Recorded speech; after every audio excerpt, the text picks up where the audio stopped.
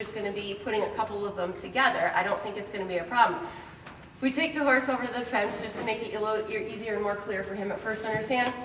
First time, side passes beautifully. And the owner's just like, and I'm like, well, because you did your homework. You already know how to control every one of those 5 body parts individually and together. We're just rearranging them in different order, and the horse knew how to do it. Like it's not like horsemanship is not rocket science. It's so simple if you break it down and you keep it simple and you understand just the basics, and you don't try to make things overcomplicated. And so that's my goal when I'm riding and when I'm training horses and I'm training people, is just trying to keep it simple, because I have worked with some of the best horsemen in the country, and they just keep it simple. And when they keep it simple, it works a lot easier. And horses, another thing that's really important to know is they're just like us, where they need a sense of purpose, okay?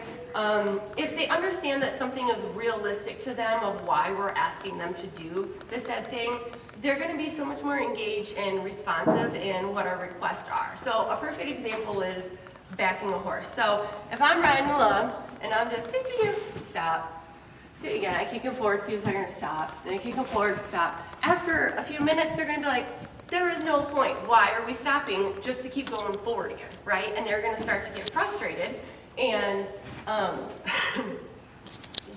they're going to get frustrated, and then they're going to start pulling on your bridle a little bit more, and then they're not going to start stopping as. The next thing you know, you're in a fight, like, whoa, I said whoa, and your horse is not stopping. All you have to do is every time you stop, wait there a second, and change direction before you walk. I don't care if it's 5 degrees or 355 degrees.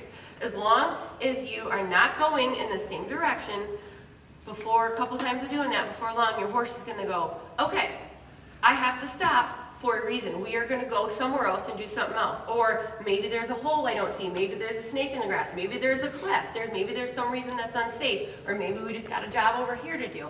If you start, I do this now, every time I stop my horse, I change direction. Like I said, even if it's just 5 degrees, because that's what I learned from all these reining trainers. And night and day difference. Now my horse is really ready to stop, because that's how the reiners, they get those. That's one of the first things they do when they're teaching their horse to ready to stop. And get really ready, and they sit down and say, whoa, is they always change direction every time. So that, it's about having a sense of purpose, right? And it goes for anything, no matter what we're teaching them. And like I said, just leave them alone once they did something, so they can process, like, okay, that's what needed. Because if you ask your horse to do something and they do it correctly, and then you ask them again, because you're just viewing it as, oh, I want to get better at doing it, they're going to start second guessing themselves.